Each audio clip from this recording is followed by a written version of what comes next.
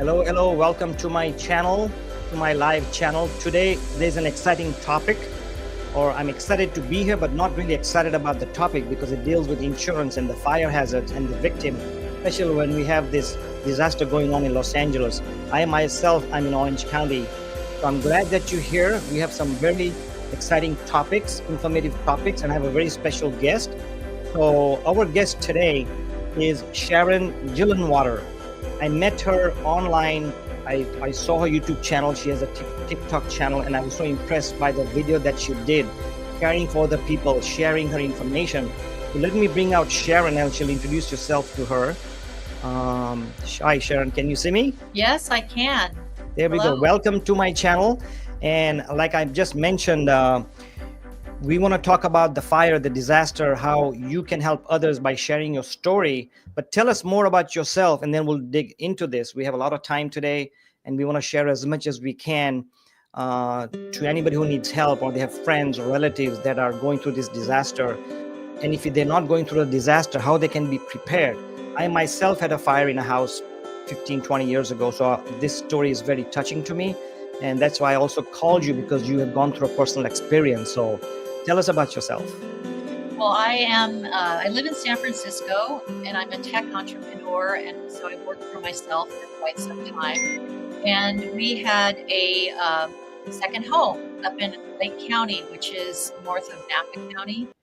And I would spend a lot of my time working up there since I had the freedom to go back and forth. So this is a home that was a family home. And it's in a neighborhood, a very sweet neighborhood that is really oriented around the summer. You know, lots of people spend a lot of time up there in the summer, but it is also an area that has full-time residents. And in 2015, the Valley Fire came through there and wiped it out. So out of about 200 homes, only 18 survived. Wow. And, you know, it was incredibly high temperature fire. The fire department said it was about 3,000 degrees. I mean, there was absolutely nothing left. You see some of the pictures from the Palisades fire, and you see there's still, you know, you can still see part of the structure or some items in the fire, but it was just about, 12 inches of ash and an iron bathtub, and that is it. That's it. Wow. Okay. Yeah. So that launched me on this journey of dealing with the insurance company and trying to rebuild the house. And that journey took 7 years. And oh my gosh, that's long. it was a long time. And, I think of the Palisades and some of the neighborhoods maybe on the coast or in more rural Los Angeles area, they might be facing some of the same things that our neighborhood faced, because there were older homes. It was, it had its legacy as like a summer resort. So there were cabins. All the lots were completely different. Some went up the hill, some were by the creek. They were all different shapes. There had not been a survey there done in, decades. And so those are some of the reasons why it took so long to rebuild. The county was overwhelmed because so many homes burned, and you couldn't get a building permit for like a year. You couldn't get word from the county where you could put your building for 2 years. It took us 2 years for them to agree to tell us just what our footprint was, because we were right on a creek, and they said, you can't build on a creek anymore. Maybe change of rules and regulations, I guess. Yeah, because our house was almost 100 years old, and they built it right on the creek, and you can't do that. So it was very difficult. And it was only because we loved our neighborhood and our neighbors so much that we came back. Otherwise, I think we would have just taken the money and run. Right. So for 7 years, what did they cover and not cover? Because that's a long time. When I had my fire, I was out for almost a year, out of my house, staying in a hotel for the first few weeks, for a month. Then I said, we can't do that. My kids were in school. I said, we can't stay in a hotel. First of all, they were going to put me in a travel lodge. I said, no travel lodge. I have 2 kids. We go to school. I need a suite, and I need a Marriott. And Anaheim Hills, there's a Marriott. And they gave it to me. I'm with State Farm, and I'm glad that I had, and they listened to me. Then after 3-4 weeks, I said, this is too difficult. We need a yard. We need to go out, and we need a house. And I found the house myself, but so we had to do a lot of aggressive things, and we'll talk about that, what you had to do, talking to insurance and all that. But well, You bring up an important point in your story that I think people should know. Mm-hmm. They're supposed to fund an equivalent living space for you. So I'm not really sure how they decide that, but Mm-hmm. it's really up to you to tell them what you want and have them approve it. So, for example, for us, and a lot of haters came after me on YouTube when my video went viral because they said, well, this was your second home and you're just rich and, you're Wow. not the same and blah, blah, blah, blah, blah. It's like, well, okay, Yeah. some of that is true, but I still have information to share Mm-hmm. that's relevant because not Right. only did I lose my home, but dozens of my neighbors did, and I heard all their stories as well. So I'm Wow. not an insurance expert by any means, but I can Right. tell you what we faced. And one of the things that was very consistent across all insurance companies that my neighbors had is you are entitled to an equivalent type of Exactly. living space. Right. And so, they'll, if you had just like a little old rundown cabin, they're probably not going to let you go to the Marriott. But if you have a Exactly. decent home Right. that you lived in year round, you can probably go to the Marriott, and then you can probably find a nice equivalent home. But here's the thing that LA is going to be facing, and I've already heard they had a housing shortage. It's going to be even worse, and so it's going to be very hard for people to find a place that's equivalent for any kind of reasonable amount that an insurance company would approve. Right. Right. And so I just wonder, where are people going to go? Are they going to go to Santa Barbara? Are they going to come up to the Bay Area? Are they going to leave and go all together? And Mm-hmm. one issue that we faced that would be applicable in this case is it was a second home. So when we Mm-hmm. had to meet with contractors or go to meet with the building department in Lake County, that's a 2.5-hour drive. Right. And if you're spending all day there, you may not want to drive all the way back, right? And so Mm-hmm. you need food while you're up there, you need lodging, and everything had burned. Yeah. So, Yeah. we were typically staying 30 minutes away in a place called Calistoga, which is a Mm-hmm. resort town. And it's just, you don't think about all of these things until it happens to you. And Right. the thing with the insurance companies, we also had State Farm, and I'm not here to slam any insurance companies, but everyone is different. And what my experience is especially with the lodging and they call it ALE, additional living expense, Mm-hmm. they would not give us any guidelines. And our policy had 0 guidelines. It said you're entitled to, 2 years of ALE. And I'm like, well, what is that? How much is Mm-hmm. it? How much per Mm-hmm. day? And the thing with the second home situation was, we paid the same. You pay the same to insure a home, whether it's a full-time home or a second home. Right. It's It's the same. exactly. You don't get any discount Mm-hmm. for it being a second home. So when our neighbors who lived full-time, or some of our neighbors who lived part-time, they were getting like 2-year rentals on cabins, Mm-hmm. or rural places where they could go that were nearby. And because we had been very upfront with our insurance company and said this is a second home, it wasn't that kind of a conversation. The conversation became, well, how many nights a year did you typically stay in that home? That's Mm-hmm. how many nights a year we'll fund. So we kind of Yeah. screwed up by settling for that, but it was fine because we didn't really need that. Our kids were in school. It's not like we could go and, Yep. move to Barcelona for a year or something. You're not supposed to be making money off the deal, but at the same time, we got less ALE Mm-hmm. than our neighbors just Right. because we've been very upfront, like, hey, look, this is a second home. Right. Right. So Yeah. it Yeah. was interesting. Interesting. Yeah. And that's one of the things that really intrigued me when I watched your video. I was so taken aback, and you had so much information. One of the things you talked about, I know I saw this video 2-3 days ago. One of the things you talked about in the video was there's 4 buckets. And that was so interesting. I'm sure I didn't know when you talk about ALE, I didn't know that back then. I knew what it was, but didn't know the term for it. Yeah. So I think if you don't mind taking us through those 4 buckets, explaining how you handle it and how somebody should handle it, that'll be great for our viewers if somebody can learn from it. I certainly learned a lot because I watched that video twice so far. So if you want to chat about those 4 buckets and how that works and how you can be tough with the insurance company or the adjusters, I think that'll be great content for our viewers. Yeah, and let me preface this by saying that every policy seems to be different, Okay. and the approach of different insurance companies is different. Mm-hmm. So it's important that you learn, but also look at your individual policy and see what it says, because not everybody may have all these buckets. But for our Okay. policy and for most of the neighbors I talk to, you do have 4 buckets. You have Mm-hmm. your dwelling, your dwelling replacement.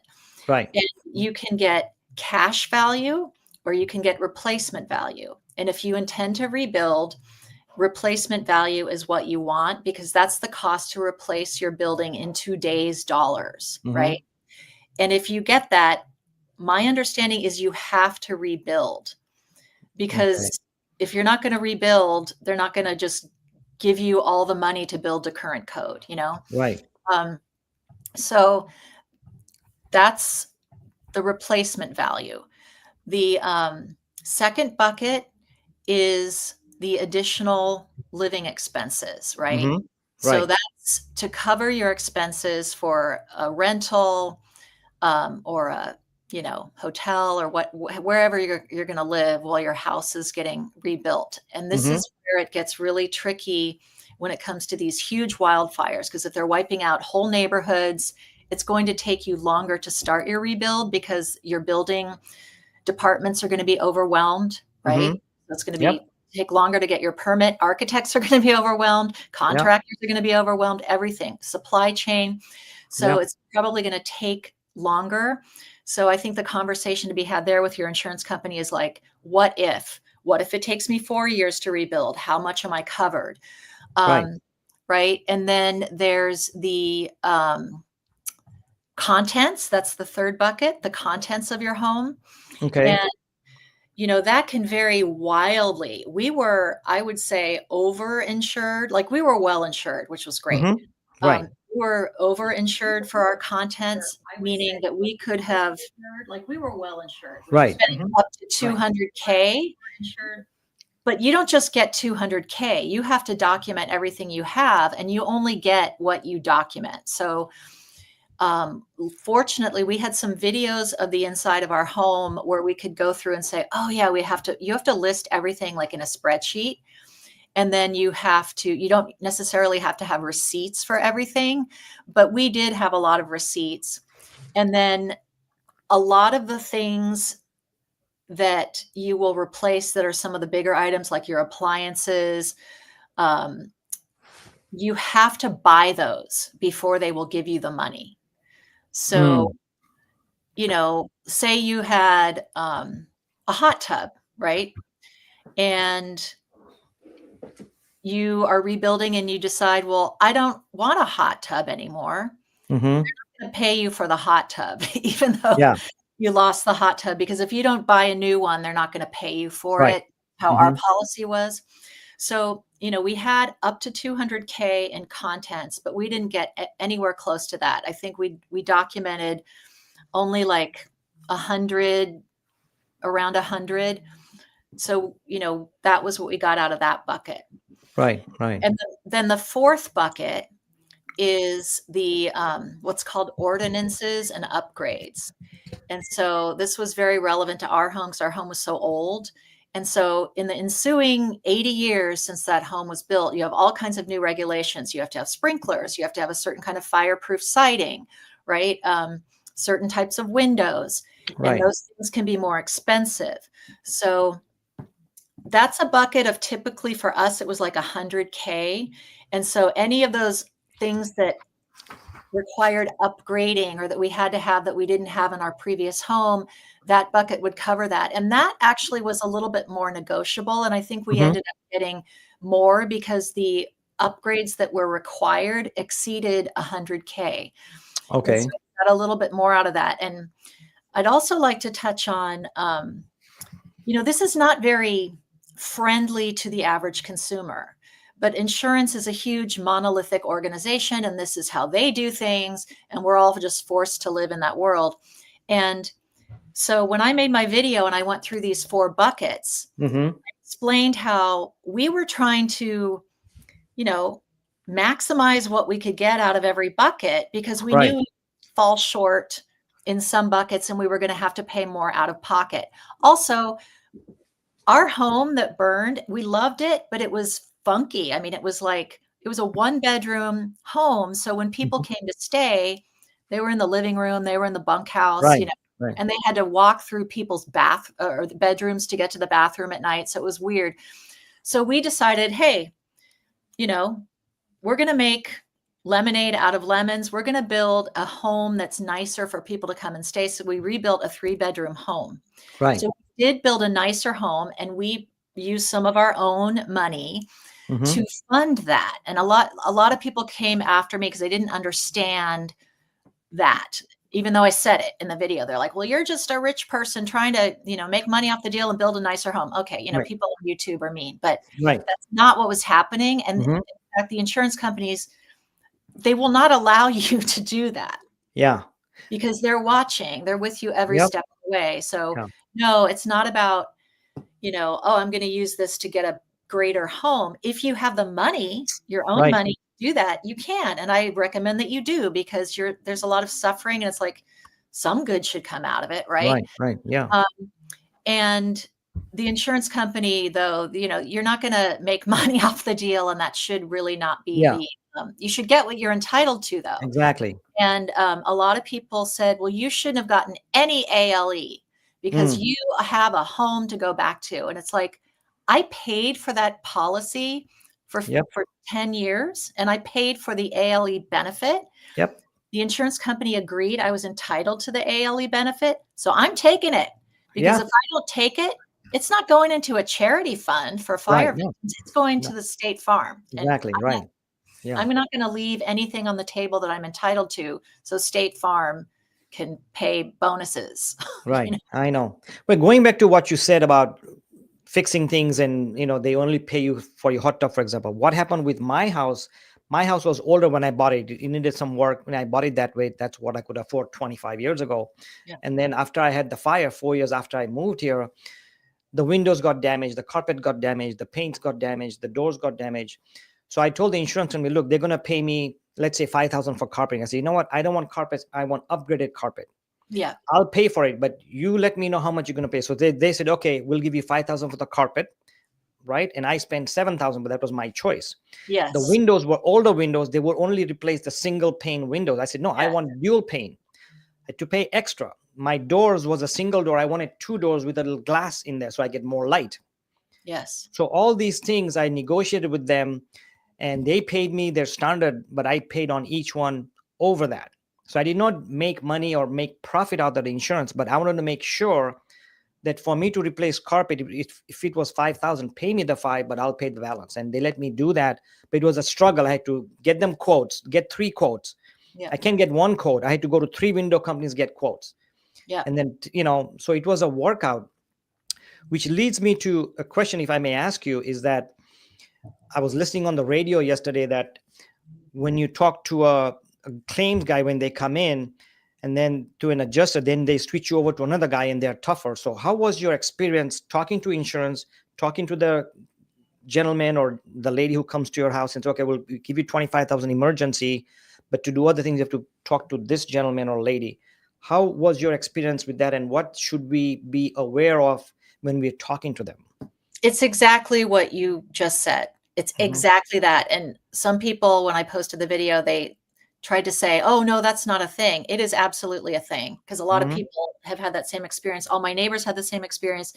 So yeah, the first thing you do when it's safe to go into the fire area is you meet the adjuster at your home. And often these people are traveling from like Louisiana. I mean, they travel from all over the country. They travel around doing this work.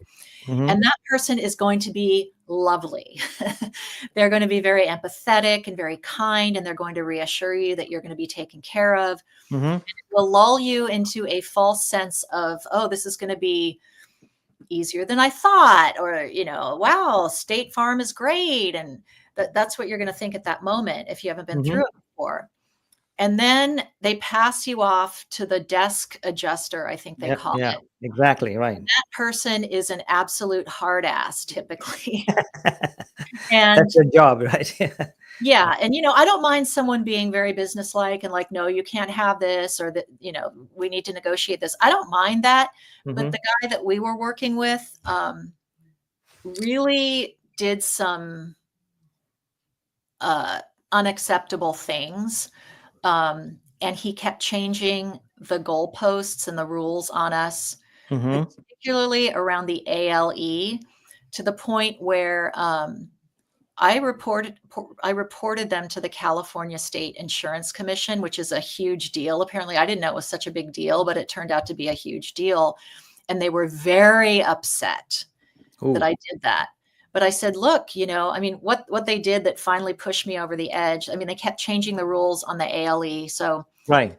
again, this was a vacation home. They said you can use 75 nights of lodging somewhere.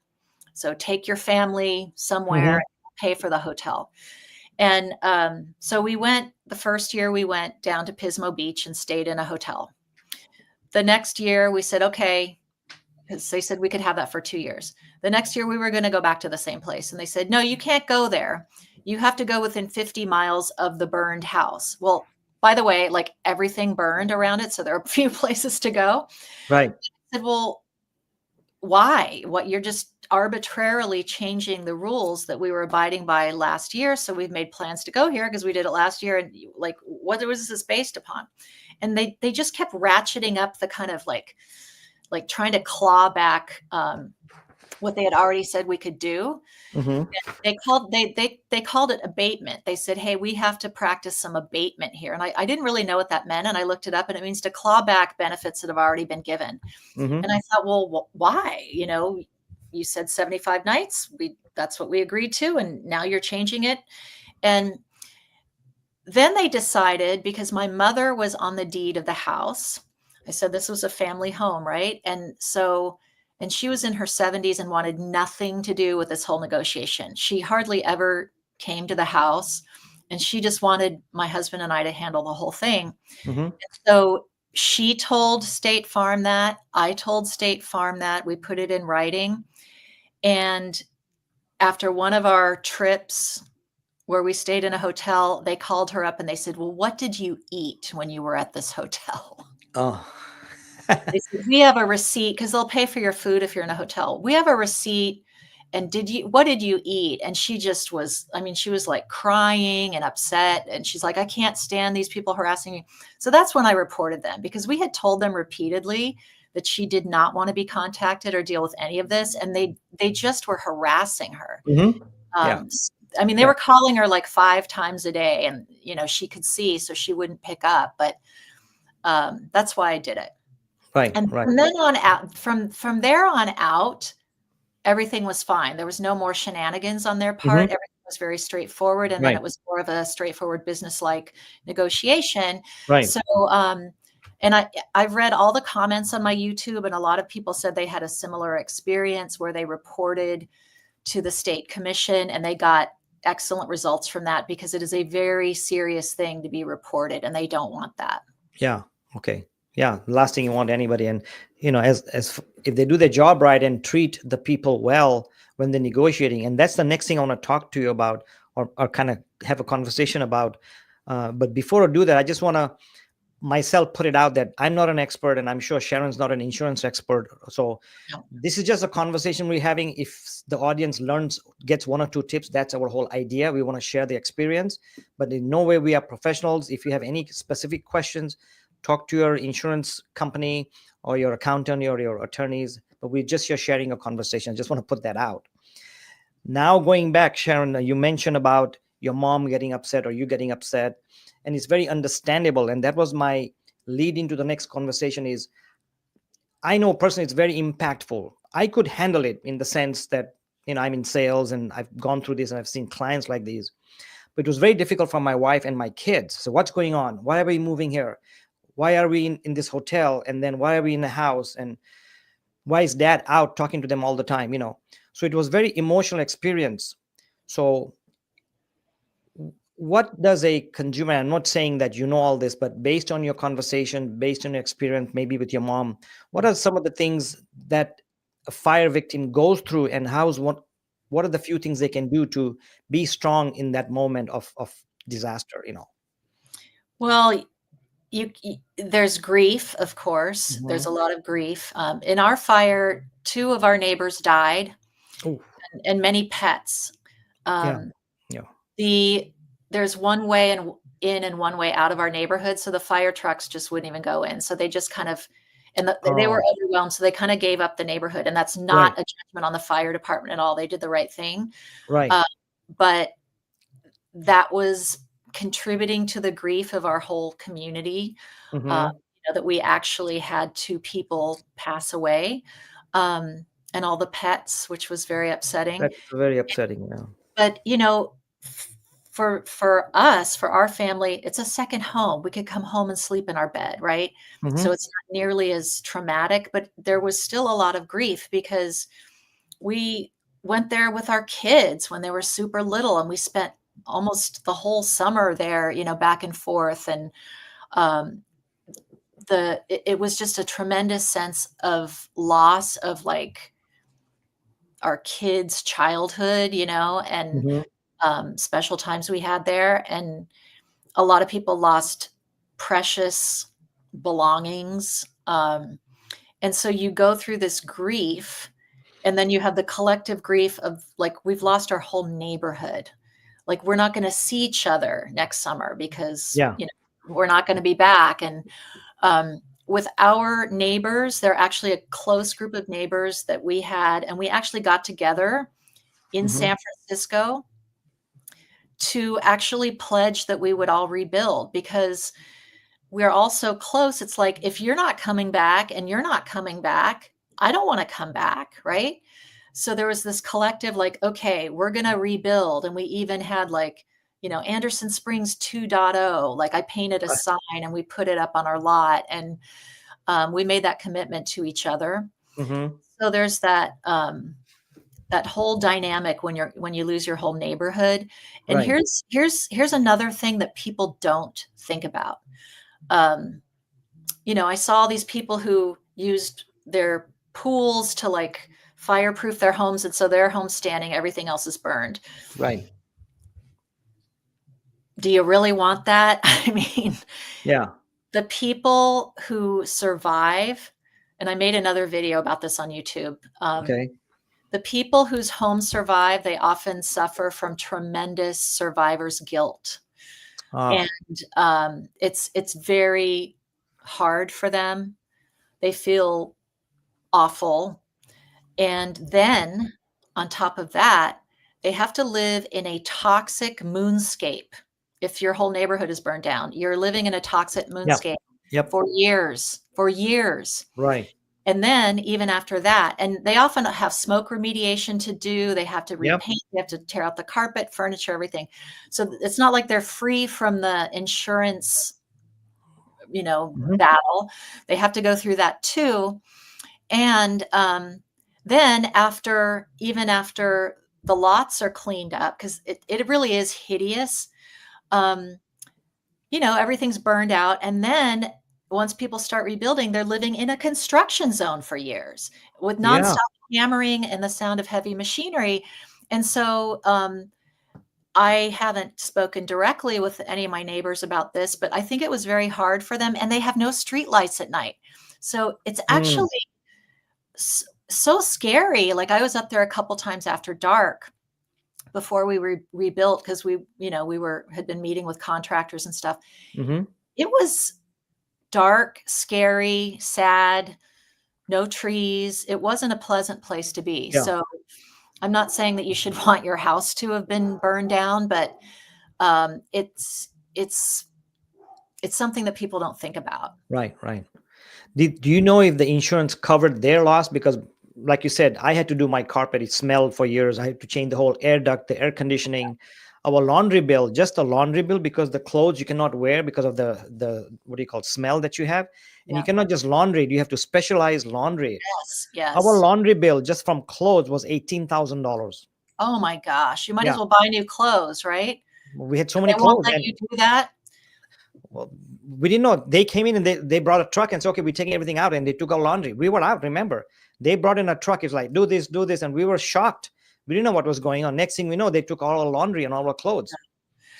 I don't And know if I would yeah, wanna wear clothes that had been through that kind of process because who knows what they have to do to them to get that I smell. know. Yeah. Well, we did because, like I said, we didn't know. I never had a fire before. I didn't know what to do. And I didn't even know that you had to paint the house because it needed specialized paint and restoration. And I didn't know all that. And we did what the adjuster told us. Okay, you got to get out of here. We're going to do this. And I didn't know. Yeah, Luckily, I had some friends and family that helped me or that advised me. They were business people, so they knew more about business. So that leads me to the topic is how important is friends and family? And I'm not talking about your specific situation, but in general, how important is friends and family? I on my way back from the office to this house, because my studio is at the house, I read a report that the Rose Bowl or the convention center at the Pasadena and a lot of the churches and the temples, they have so much donation. They're overwhelmed. They have so many clothes. They say, okay, we don't want clothes anymore. We need baby supplies. We need medical supplies. We need pet supplies. So the support is there, but that's a general support. But how important is your personal support, family and friends, and how impactful is that? well, I think it's important if you have it Mm-hmm. because, people often don't live near family. Mm-hmm. But from what I'm hearing about LA Mm-hmm. is that, yeah, there's a tremendous support even from strangers, right? I think Right. strangers are taking in people into their homes. Yep. Um, Yeah. of course, if you have family, that's where you go, right? If you have family in the area or good friends in the area. Um, for example, we have this second home, and I thought there were people. I don't think we know one person who's lost their home down there, and she has family to go to, but we would offer that up to friends who maybe need to stay someplace for a while, but it's very Right. far from where they Yeah. actually Mm-hmm. live. So Right. would that work for them? I don't know. But I think it's important, not just for things like, where you can stay or um, giving you supplies Yep. or taking you shopping, whatever you need. I think it's important just for emotional support, Yeah. uh, to have people reach out. I know it was helpful for us when we lost our home again, even though it was a second home. People were very empathetic and made donations to help the fire victims in the area, Mm-hmm. and it is helpful. Right. And the other side, and that's really good because when I had my fire, a lot of people reached out to me.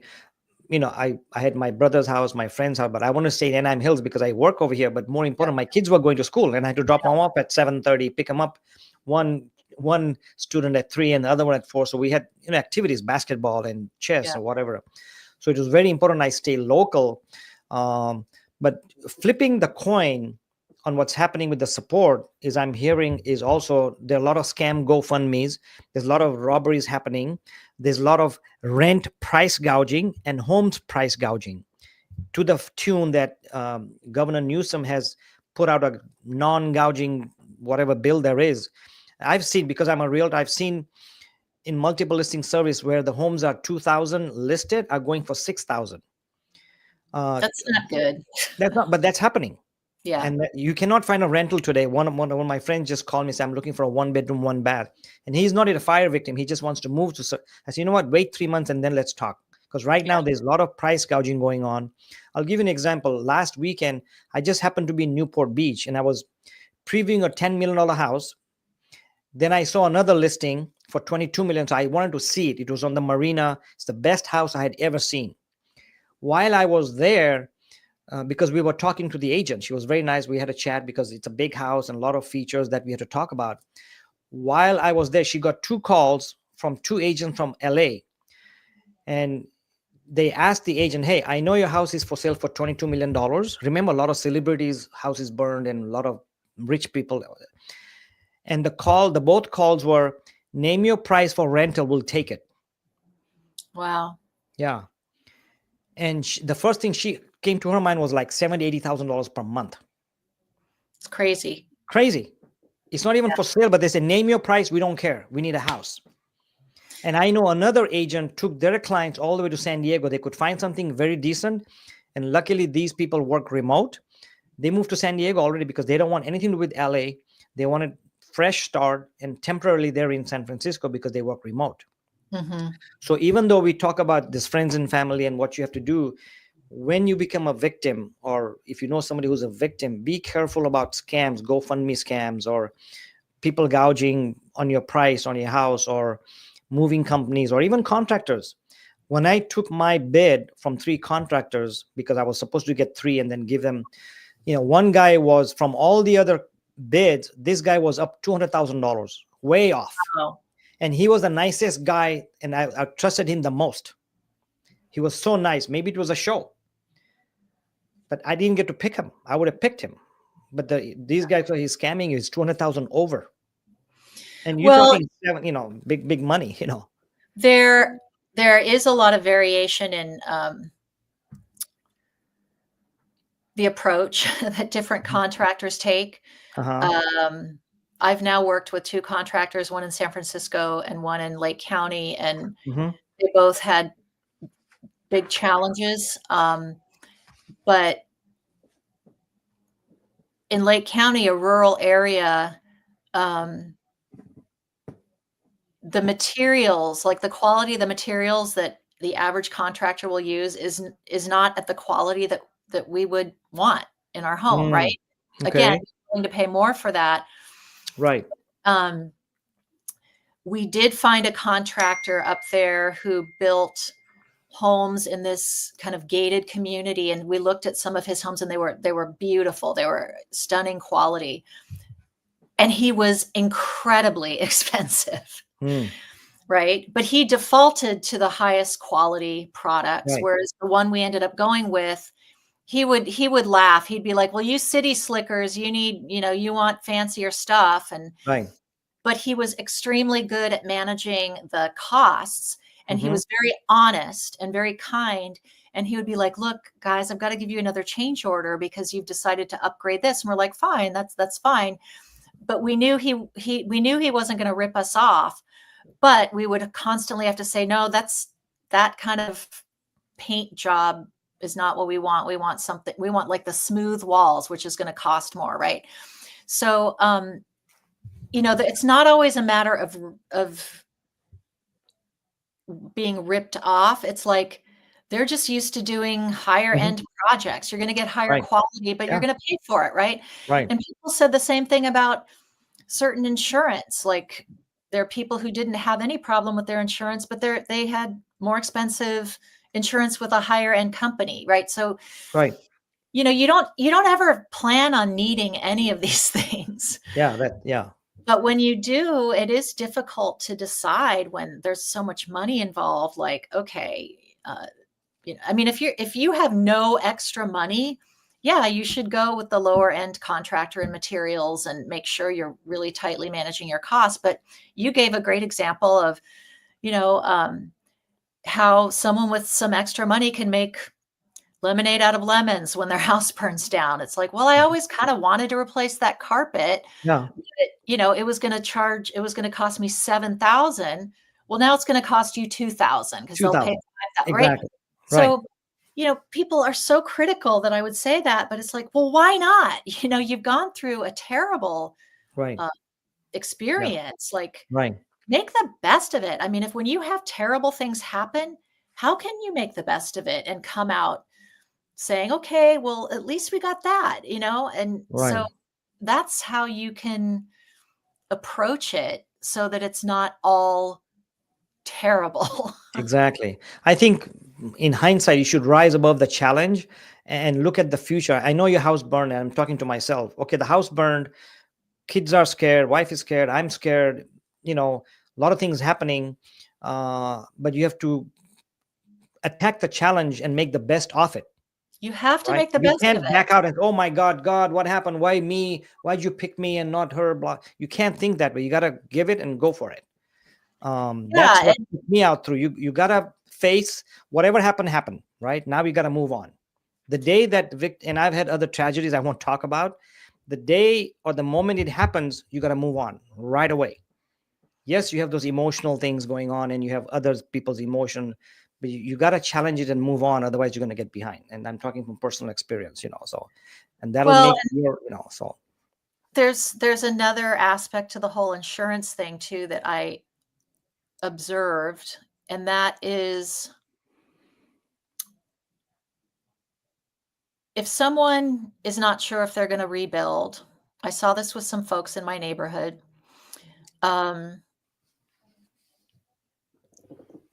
Maybe they're underwater with their mortgage, so they're going to owe more on it than they get to rebuild. That's a terrible situation. Yeah. The insurance company in some cases will say, we will offer you X. And I ran into this guy in my neighborhood who I think he was facing a lot of other challenges in his life, unfortunately. And he didn't have the fight in him. I mean, I'm a fighter. I'll fight all day. Yeah. He didn't, but I have a lot of support in my life. Right. So I can bring the fight. Mm-hmm. He didn't, and he didn't have the fight. And I said, I saw him in town because when a fire comes through, FEMA comes, Red Cross comes, and they're wonderful. You need to take advantage of everything they have to offer, right? Right. And if it's your full-time home, they of course won't do this with second home owners, but if this is your full-time home, they'll give you some cash right there, right? You might need to go buy underwear or toothbrush, right? So they'll give you some cash. And I saw him in town at the FEMA area, and I said, what's going on? He said, well, I'm underwater. They offered me less. And I said, you don't have to take that. I said, go get an adjuster and see what they can do for you. At least just go talk to an adjuster because they might be able to do a lot better and that will cover their fee. But he didn't. He just took the first offer and left. And I think, it's not going to hurt anything to see if there's another way to do it. It's not going to hurt you to talk to an adjuster. There's no commitment to just talking to them, going over the policy with them, and their experience, they're going to know if they can get you more or not, right? So I would just encourage people to follow up on every avenue that they can to see if they can, just get a little bit more closer to the replacement value. Exactly. Yeah. When you talk about the adjuster, I was listening on the news the other day, or somebody was mentioning that, yes, if I have State Farm, the State Farm adjuster is going to come in, but you're welcome to bring your own adjuster. So at least you can compare, because I don't know what the value of the windows are or the doors. I have no idea. I have no clue. So get your own adjuster just to compare. And are they too high, too low? And you may have to pay for it, 300, 400. I don't know what they charge.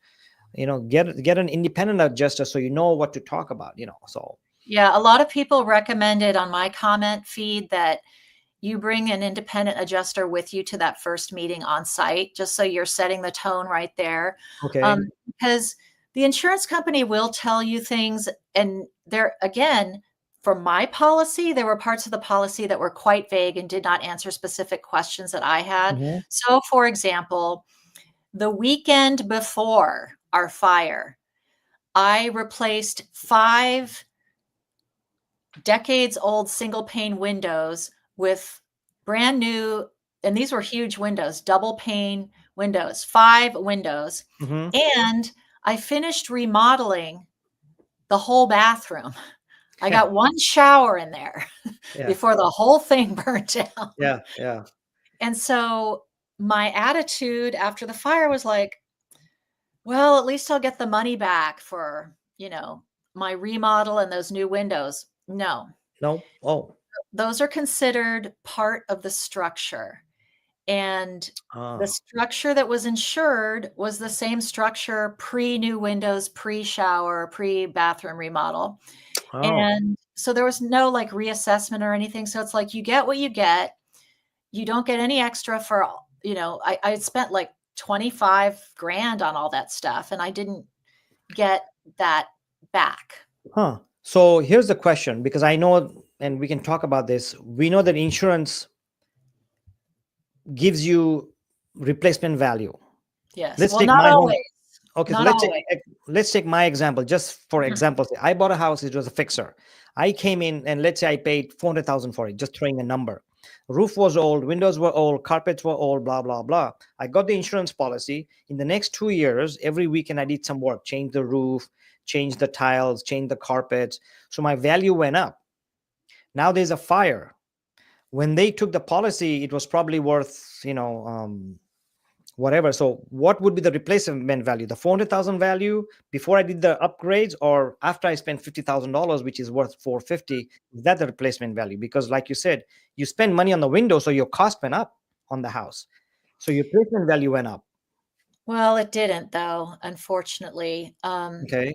And I don't know the answer to that. Like, I don't, how do you, like, if say, well, I just did a huge remodel on my home in San Francisco. So does that mean I should get it reassessed and probably relook at my insurance policy? Yeah, I probably Yeah. should, because Yeah. I just put an apartment in my home, in my Mhm. basement. So I should probably, look at my insurance, get Yeah. it assessed again, because if my house were to burn down today, um, I don't know if I could recover the full Yeah. replacement value or not with all the Yeah, we need improvements to that. check that. Yeah. One of Yeah. the tips I got, we had an office meeting last week, and said one of the other agents said, you know what we should do now that we are so aware of the fires, document everything you have in the house, and then take videos and pictures of everything that you have. If you've got Yep. new windows, so just go through the house and take a video or pictures, your TV, your sound systems, your utensils. So you have a value. You have, look, I had this TV. It was 80-inch TV. I'm not Yeah. lying. So that's a good thing to, just as a side note. But as we go along, and we still have a lot of time, I wanted to talk about two things, and maybe you can share your insight on these two things. One, and we kind of touched on it a little bit, but two things I want to talk about is, one is how can one be prepared for a fire? But before that, let's say in your case, and I know you were staying not full time at the house, but if you were staying at there the full time, and it took 2 years to go back to the neighborhood, all the homes are new, some of the owners moved out. How was it like to go back to your neighborhood after all this? And how can you prepare for that?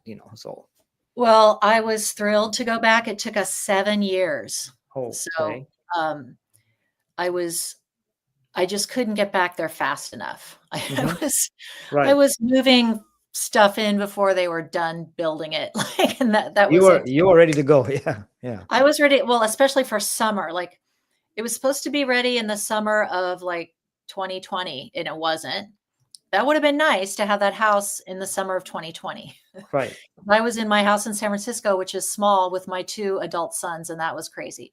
Hmm. Uh, so we didn't get back in there until summer of 2021, and we barely got back in then. When we moved in, there was still, like, that, cardboard on the floors, and Mm, there was still stuff being done, and we were moving our stuff in, still that plastic on the windows and all that. But I was bound and determined, like, I'm getting in here and having some summer here this summer. And we didn't get in until August. right. And so it was great, but it was still, like, a lot to do. Like, you don't have any landscaping, for example. So the Yeah. house was fantastic. It was a brand new house. It was done by a professional architect. I've never had that before. It was beautiful. Hmm. But, there was no landscaping, um, still very few neighbors, still most trees around are burned and falling down. So it was kind of still ugly. But our community center survived, which is just like a 30-second walk from my home.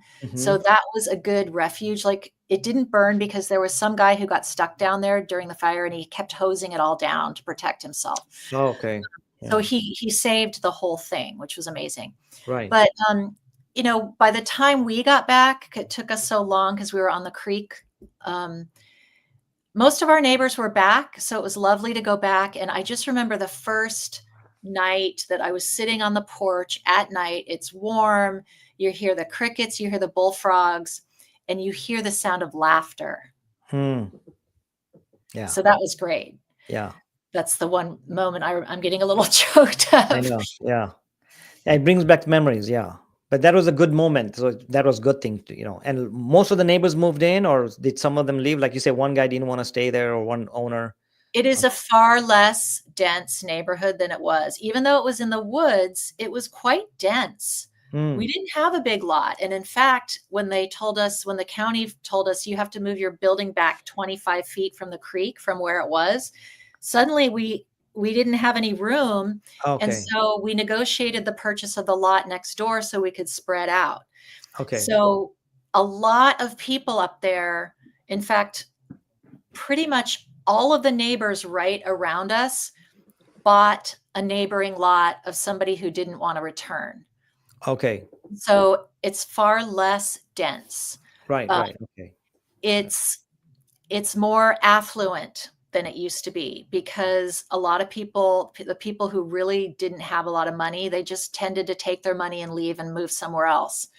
I think one person actually moved to Paradise and then lost their home there. I mean, God, it's horrible. So it's different, but it's wonderful to be back. And again, we had that core group of neighbors who were all committing to rebuilding. We're all back. We did have, before the fires, it's kind of a little quirky community. We did have a couple of neighbors. I mean, it's a neighborhood where people are out at night in the summer playing games, dancing. We have our rec center, we have dances, we have movies. And we did have a couple of neighbors who were right by the rec center who hated that. They hated the noise, and they thought, how dare you recreate at a rec center that's across from my home? And they tended to cause a lot of trouble. So they took the money and left. They didn't really love the community aspect of the place. So they left. And so that's so much better because I used to sit out on my porch at night and we'd be playing dice or something. And I'd be like, oh my God, they're going to come over and scream at us. And now we don't have that because everybody around us is kind of on the same page. Like, we're going to stay up late having fun and we might be laughing or playing music. And, so it is nicer. Right. Right. Oh, cool. Yeah, that's good. At least it got to normal, hopefully not normal, but it wasn't that you were stuck there and you got to go share the neighbors and spend time with the neighbors. Yeah. One of the other things I wanted to touch on this conversation is what are the lessons learned and tips for a fire prevention? Came across an article. I'm just going to read two key topics and maybe we can add some to it or you can talk about it. Fireproofing your home, smoke alarms, sprinklers, and fire extinguishers. And then the other topic is preparing a family evacuation plan. Yeah. What kind of comments can you give on those two from your experience, Well, I think defensible space is a really important thing. And that means clearing the perimeter of your home. I think like 6 feet of any flammable trees or shrubbery. Right. Don't have soft furniture. Like I got a cement patio table. So if an ember lands on it, it's not going to burst into flames, right? Okay. Because it's the flying embers that probably ignited everything in our neighborhood because the winds were a problem. So, really being conscious about the type of furniture that you put outdoors in particular. And I mean, I love to have a good rug on my patio, but you shouldn't have a rug. I mean, when we leave, I roll it up and put it in the house. And just basic things like that. And cleaning out your gutters and not having big piles of firewood around the house. I mean, there are all these things you can do. And if you do those things as a neighborhood, sometimes you can get grants. You can get grants to come in. Like if you live in an area with a lot of open space that nobody's really clearing, you can get grants to have someone come in and create like a fire, what do they call it? Like a fire break or something. And they'll take down they'll thin the vegetation out. Burn to something like a burn area, like what do you call it? Burn? Yeah. Okay. So there are things you can do as a neighborhood, as a community to be fire safe. And then there are things you can do as individuals. Definitely have fire extinguishers. I have what's called a fire blanket in both of my kitchens in San Francisco and up there. So you Yeah. can just throw, because kitchen fires can really get out of hand, and you can throw the fire blanket over it, and make sure everybody knows where all that stuff is. Any landscaping you do, like, make it drought resistant, and we Hmm. have a lot of succulents around our house. I mean, the landscape and the climate has really changed around our house since the Right. fire. Right. Right. Can't grow the same kind of stuff as before. Right. Right. Yeah. So those are some tips, but here's the reality.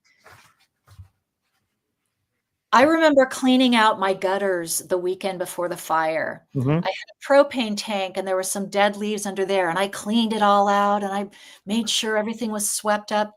It didn't matter. It Yeah. didn't matter when a fire like that comes blowing through at, 50 miles an hour, there is nothing Nothing.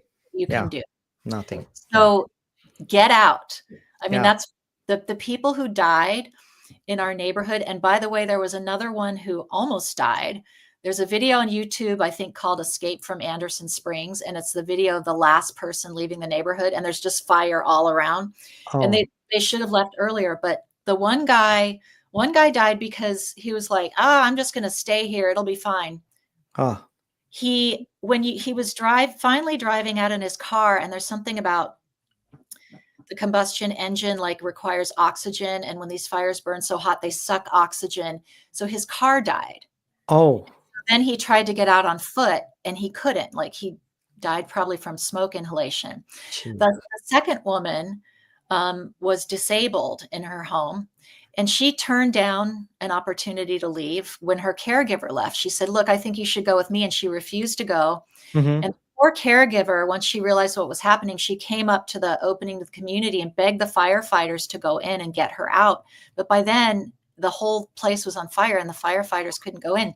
So just get out. Just get out. Yeah, I Even know. if you think it's going to be fine, just get out, because Yep. with these winds, I mean, I wasn't there when the fire happened, but the people who were there that weekend said the sky was blue. They didn't smell any smoke. They got alerts on their phones, and they thought, well, maybe I should get out. And they got out, Hmm. and they were able to maybe gather some pets and things and get out. But Right. don't just sit there and assume it's going to be fine, because what we're dealing with now with climate change is a completely different kind of fire that is Right. unprecedented. And that's how people end up having to go into the ocean, because they think they're going to be able to drive out at the last minute, and they just can't. Yeah. Yeah. And to your point, these days, just like weather, I'm surprised where they can say there's going to be 20 miles an hour wind in Fullerton and there's going to be 20 miles an hour in Anaheim Hills. The technology is so advanced today. And when the fire chief or the city tells you to get out because they know what they're talking about. They have these computer models. They know where the wind's headed. They're so Yeah. accurate. So like you said, get out and you can always come back. Yeah, Nothing you wrong can with always that. come back. Yeah.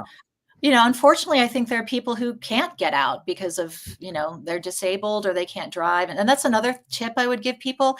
Hmm. One person in our neighborhood was saved because another person thought about him and went and got him, and he was disabled. Actually, there were two people Okay. who were disabled who got pulled out at the last minute. Right. And, if someone hadn't thought to go check on them. Yep. So, if you have disabled neighbors or people who you might think don't have transportation, or, Hmm. sometimes people are just clueless. They don't pay attention. Like, go Yeah. check on them early and Yep. get them out of there. Yeah. And same thing with the pets in 10, 15 miles from here. A lot of homes have horses and things like that. Let them out or don't forget your pets. I mean, you won't, Yeah. but when you panic or, you're at work and somebody else is at home, let them know that, hey, get the pets out or get the horses out or whatever, because that's so important. And we've seen so many pets and I don't want to hear about it, but I know we'll hear about the demise of those pets, so. Yeah, uh, and the funny thing about pets is they will somehow they survive a lot of the time. I mean, they get mm, injured and burned, but we had people who came and just sat with traps for traumatized cats and ooh, dogs. And Right. they recovered a lot of Hmm. animals who were hiding in storm drains, for example, Right. and their little paws were burned. But they, you shouldn't give up on the pets either, because sometimes Yeah, they're they know pretty what they surviving. yeah. Yeah. Cool. Okay. There's another things I want to talk about. Lastly, what I want to talk about is some resources. I know we talked about, Sharon, we talked about call your friends and family, and sometimes your friends and family are out. They're on a vacation or they're thousands of miles away. But the other resources that you can get to, and I just have a list I'll read out and you can always Google it out, is American Red Cross. They have a recovering after a fire. They have information or they can guide you on there. There's the American Psychological Association, recovering emotionally after a residential fire. This is an organization, American Psychological Association. You can Google it and go on their websites. The other one is the U.S. Fire Administration, after the fire, returning to normal. So when you talk to these people, if you talk to your family, these are all resources. The other one is, it's a nonprofit group called Convoy of Hope, House Fire Victims Assistance. This is an official nonprofit group, national nonprofit. They'll help you with things and support and what you need or connections and things. And then State Farm. I have State Farm. I've had them for 25 years. They have what to do after a house fire. If you go to the website, you know we don't have a house fire right now, but if you read up right now, if there is a fire in your neighborhood or your friend, you'll know what to do and help somebody out, or you can help yourself. Are Mhm. there any other resources you can suggest that somebody may call or do that you might have experienced? Doesn't matter where it is. Well, I only had the experience with like the fire taking out a whole area and lots of homes. So what happens then is Red Cross and FEMA typically are on site almost immediately, and they are wonderful. Hmm. Um, Both wonderful. They'll give you cash. They'll give you tools to like shovels and masks and gloves and things. They'll just hand Okay. them out. They hand out snacks, water. So they're great. And I was really distressed to hear all the misinformation and rumors about FEMA in North Carolina that really prevented people who needed help from getting that help from FEMA, because FEMA is so helpful. Hmm. Don't believe all that garbage That's all because politics. That's all politics. they are there to help you Yep. no matter who's in power. Hmm. And they do their thing and they're really good at it. And they're wonderful people. These people travel around from disaster to disaster helping people. They are a special kind of angel. Mm. And um, they're even great resources to talk to. If Right. you have some problem that they can't address, they probably know who can. And when you gather in those areas, you're also liable to meet a lot of other neighbors who and sharing information across neighbors is great, as long as it's not this like, oh, FEMA's going to take your land kind of Right. Right. BS. Right. So FEMA, my understanding is FEMA helps communities and homes and areas, but they will talk to an individual basis, or they will talk to the whole community, or they'll Both. talk to an individual. Like Well, if I'm an individual. they usually set up tents in the town. They'll have a Okay. tent with a table with all kinds of resources. They even had I, resources, I remember, for small businesses. okay. So they had a whole tent with pamphlets and people who will talk to you and equipment, and they'll direct you to other places where you can get what you need. I see. Okay. Yeah. And usually, if you suffer something like that and it's a massive fire, you just go to the town, because also our local supermarket survived and they were Okay. wonderful handing out things. Mm. People want to help and people will bring donations. And so Right. it's a good place to go to, a central gathering place to get help. Hmm. If it's an individual fire, I think your best resource is, family, friends, and your insurance company. Right. Individual fire is different. FEMA's not going to show up for that, right? I mean, No, they're not going to show up for that, but FEMA family, shows up for like a neighborhood or the cities or a yeah. more, But but they you're help you individually once they set up a tent or canopies and all that in the area. and your insurance company will offer some immediate relief. They, even people who had bad experiences overall with their insurance company, that, they'll cut you a check right away, or they'll help you find a place to live, or Right. all of that. Right. Right. Okay. Yeah. There's so much to go through, and we can talk more and more. Are there any last thoughts you can give to somebody that has experienced it, or they may how to be cautious about it?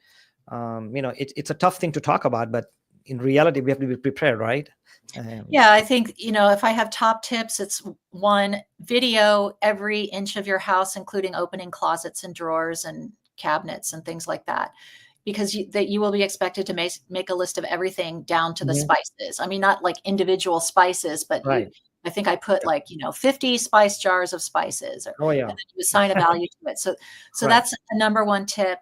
Um, Number two, like, just really, you're going to be traumatized, but approach the insurance negotiation with some healthy skepticism, and maybe talk to um, an outside adjuster or other people who've been through it, just so you're not just relying on the information that they're giving to you, because they're not a neutral party.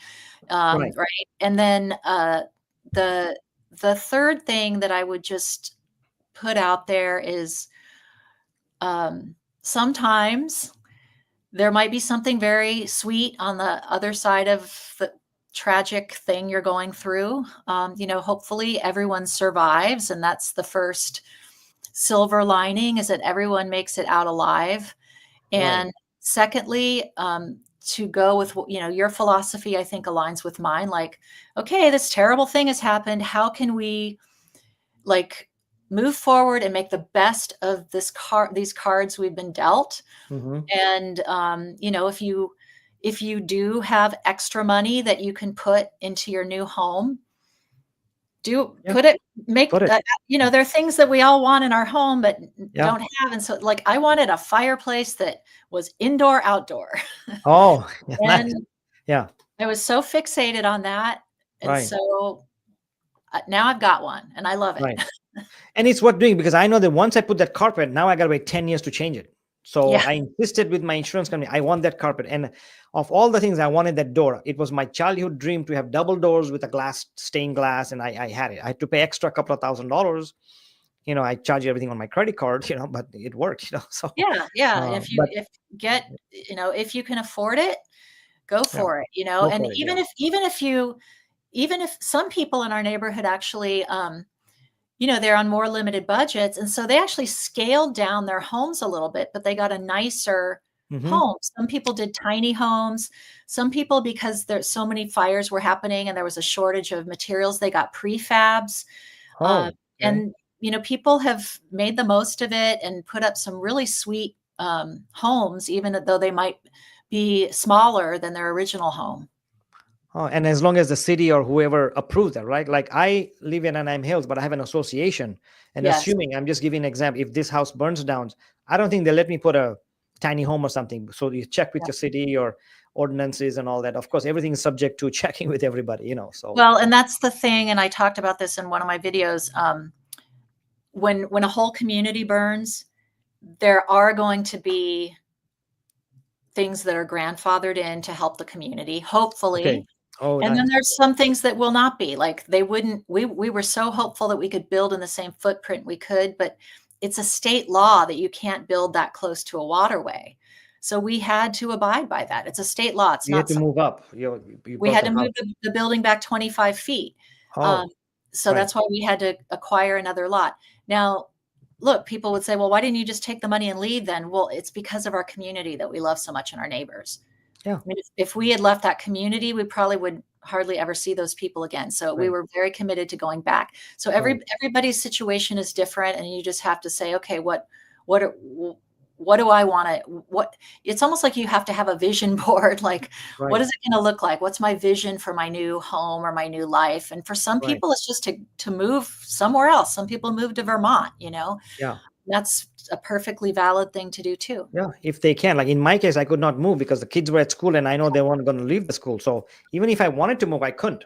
And I'm Yeah. giving an example in general, sometimes you can't move. Your mom and dad, you're taking care of, Yeah. they're 3 blocks away, or you have grandkids and you're taking care of them, they're a mile away. You can't move out. Yeah. So, one question I had, and I keep thinking about it. You mentioned those fire blankets. Are those foil blankets, fire foil blankets you're talking about? Because I need to get one. Which ones are you talking about? I bought mine off of Instagram or something. Yeah. I saw an ad for it, and Okay. um, I don't know if they're foil. I mean, they looked kind of like they were some kind of heavy duty tarp kind of thing Oh, that's, okay. maybe 4 feet wide, four by 4, and you just lay it over. It's all about the material it's made out of, but they're kind of weighty. Right. Okay. And Yes. they're folded into this little plastic pouch, and you just Right. hang it on the inside of your cupboard door. That's what we did. Yeah, I've seen ads. So like, let's say you have a fire on the stove is burned or something. You just Yeah. throw the blanket over it. It's gone. Maybe you Yeah, have because several of them. Yeah. your instinct is to, pour some water on it, and sometimes that just makes it go like this because you Right. have grease, in Okay. whatever you're cooking. So Right. Yeah. So yeah, blankets. So I was just curious because I need to get one and learn after learning my lesson. I should get one. The thing is, I don't know which one to get, but I need to just get one. yeah, I did yeah, have put 'em those fire everywhere. extinguishers after the fire for 5 years. I carried those extinguishers, but they had to be refilled all the time. I don't know if they're new technology now, but once you get those every year, you have to change those or heavy change. And I kind of got tired of it. So took them out. Yeah, I Um, often wonder if I would have the degree of calm I need to even remember that there's a fire blanket or a fire extinguisher there. yeah, Hopefully I would, but you just never know until it never happens. know. Yeah. Huh. Okay. Well, I think we've had a good discussion. I hope the audience got some tips, and I'm glad you shared some of your experience because that gives them an idea of what one can go through and how you can overcome that. So I really appreciate you coming down. Have any last words for this audience who may be watching now? And I'm sure a lot of them will be watching afterwards as a recording on my 2 channels.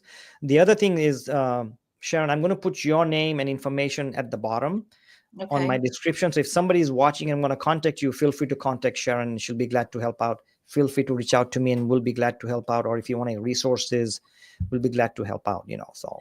And I do have a YouTube channel. It's at Sharon K. Gillenwater, and I've made 3 fire related videos in the last week that are up on there.